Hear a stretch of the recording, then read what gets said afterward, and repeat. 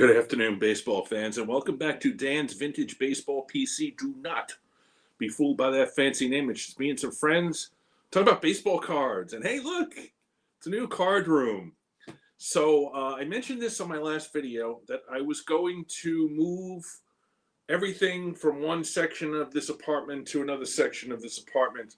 I have a whole card area now. So I got all the cards behind me. I got cards up top. I got them on the bottom. I got them over here. It's crazy. But as you can see, I haven't completely finished. There's Spawn and Koufax up there. Don't have aren't been put out, haven't been put out yet because I ran out of those little two-piece slab stands. But working on it. Got to keep working on it, and really happy with the new card room. Also got a new camera and a new microphone and a USB port. So I'm going to start doing things a little more professionally. It's still working on the iPad right now, but things will hopefully pick up quality-wise. Have a little bit of an internet issue because I'm farther away from the router right now. So I'm going to work on that too. So we'll see what happens. But just wanted to do a brief video today during the week to talk about an issue that came up for me recently. I purchased in the recent REA auction a nice little bit of cards, some cool stuff that I'll be showing off. But there's one particular card that I think is kind of interesting. And I thought to myself, what's a good way to refer to how it was that I decided to buy this particular card? And I came up with this phrase called own appeal. Now, they talk about eye appeal. And I love eye appeal. I am 100% behind the concept of eye appeal. Like, you really need to love a card before you buy it. But sometimes eye appeal on a card doesn't work out because you can't afford the high eye appeal versions of a particular card. So I brought out two piles of cards. And I'm going to talk about it. And we'll get to the card that I got in the REA auction that I feel like the own appeal is really an issue there. So here's four good low grade high eye appeal cards that I think I'm really pretty happy with the way that I chose these. And because of the high eye appeal, but the low grade, I got great great value for my money here. So I bought this card in Philly, I don't know, maybe a year ago. It's a perfectly centered Mickey Cochran from the Tattoo Orbit, 1933 Tattoo Orbit. Beautiful color, beautiful card, perfectly centered. But if you see, the grade's a 2. So I paid pretty good for a 2 on this. And the reason is because there's staining on the back. So this card is in my new display over there. And that's because it looks fantastic. So that's a high eye appeal, low grade card that I made a good purchase on. And it was like, I think it was $200 marked, which I thought was cheap anyway. And I got it for $180 or $190. And again, 1949 Bowman, Yogi Berra, beautiful red card, a terrific pose from Yogi there. Just love this card. But see, got a 1. Really, really nicely centered, great color, great registration. The whole ball game on this one. But of course, there's some paper loss on the back. So you get a card which the front looks like a 6 or a 7, but you get it for a 1 price. I think this was $175 at I know I bought it from Ash. I think it was Philly a couple of years ago, maybe. So this one was recent. This was White Plains in, I guess it was January. Shown this card many times, and I will continue to show it. Really nicely centered. Everything about this one. Jimmy Fox, Diamond Stars, but I paid low for 1.5 because I bought this, and I talked about this before. I bought this from a guy who had a bunch of modern. He put this at a 1.5 price, but obviously the eye appeal is way high. But if you look, there's a little dot above Jimmy Fox's head. That's a pinhole. So that's how I got this for $250. A beat up A or a 1 would go for $300. So, what can you do? Perfect, right? And then this I got off of eBay. probably 3 or 4 years ago. Satchel Paige, 53 tops, iconic card. I looked a lot for this one. You see 1s and 1.5 and 2 that have creases and issues, but this one, as you can see, pretty nicely centered.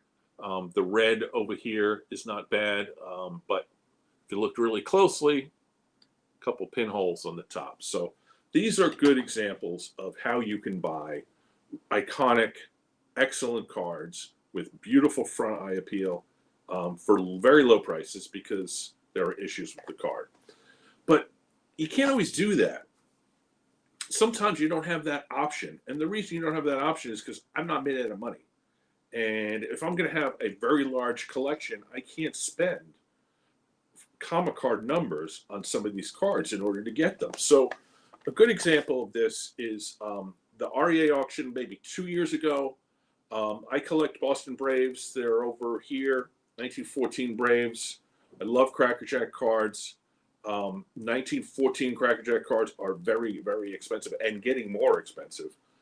So this is the 1914 Cracker Jack, Johnny Evers with Boston. It is an authentic because, as you can see, it's missing the top 2 corners. Now, is that eye appeal? No, it's actually the opposite of eye appeal. Because if you look at this card, that's the first thing you see in those 2 missing corners. But, own appeal. I own this card. And that to me is appealing. And so having the 1914 Johnny Evers with all its flaws, or its 2 big flaws, it's actually also got a crease right there. But those flaws don't mean anything to me that I owned the card. And that's the only way I'm going to own this. This card was still like $700. If this had the 2 corners and was like a 3, you're talking mid-comma, 4,000 maybe, 3,000.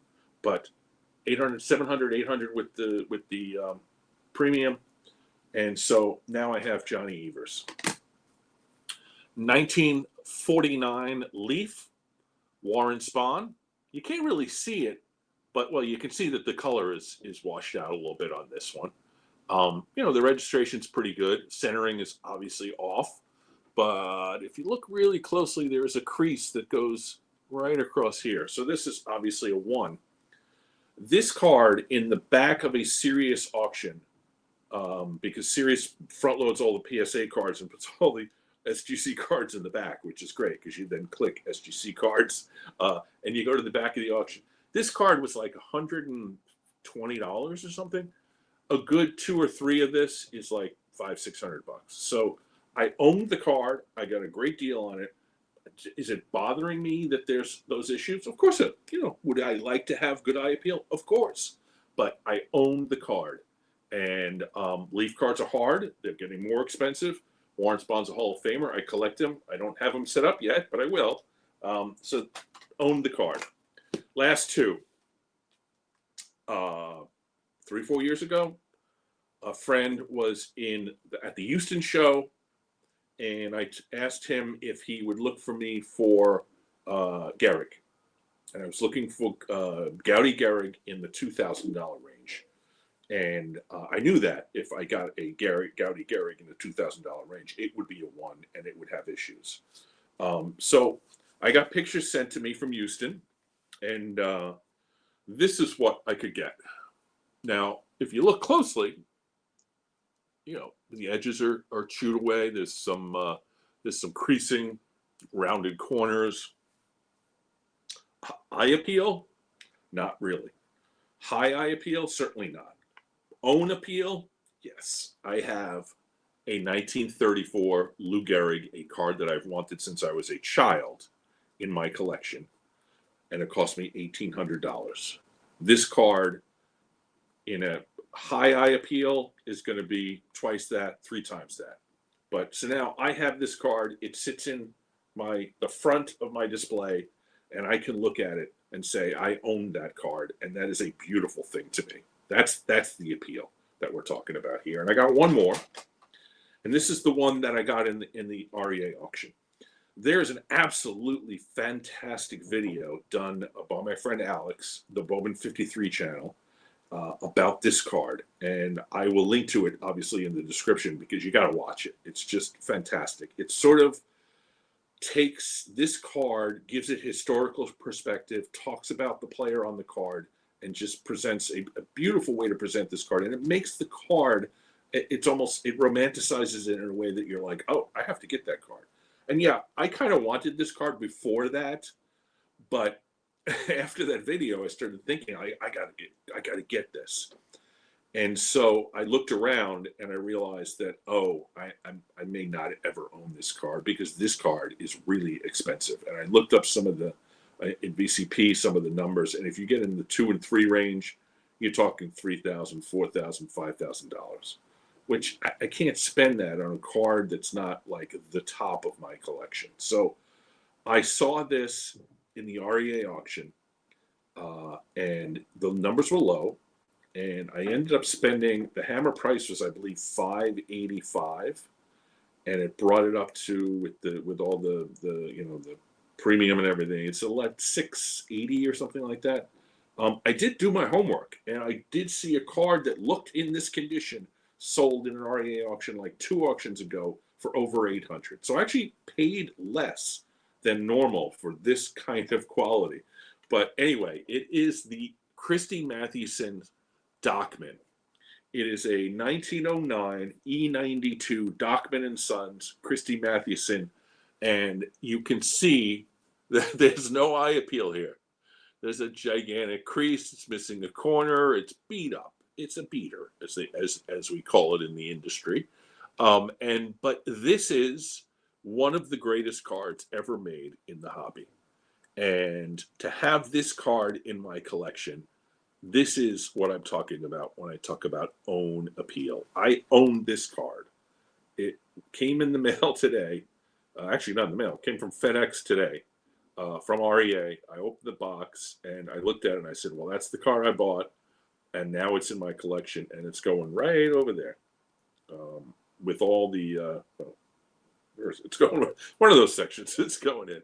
But here it is, the Dockman Mathewson that, I've wanted it really badly for a couple of years, but yeah, maybe a year. But kind of wanted it for years. But so having this card in my collection, that's great for me. That's beautiful for me. And that's the appeal that I'm talking about when I talk about own appeal. I own this card, and that to me is special. So will I continue to look for eye appeal when I look for cards? Absolutely.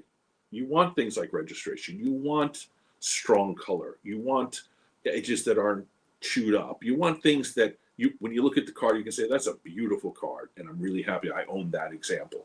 But that isn't always possible. And so you end up with a Mathewson Dockman because you're willing to accept that there's a certain own appeal to it.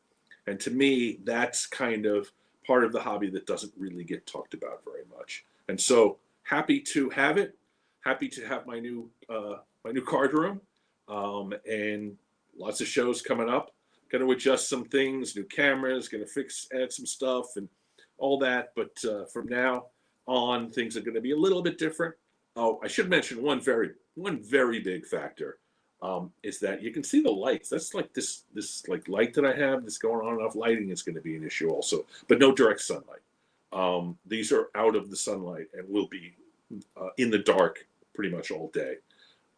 If it's not, now I have some lights on, but no direct sunlight. I know viewers have questioned that. Friends of mine have asked me about that, and that is something that I certainly took into account when I moved everything. So that's a situation. This is a midweek video. I will have a video posting on Saturday. It is a terrific discussion with Mitchell and the White Sox card collector, and we talk about the Diamond Star set, a show that I've been wanting to do for a while. So stay tuned for that on Saturday.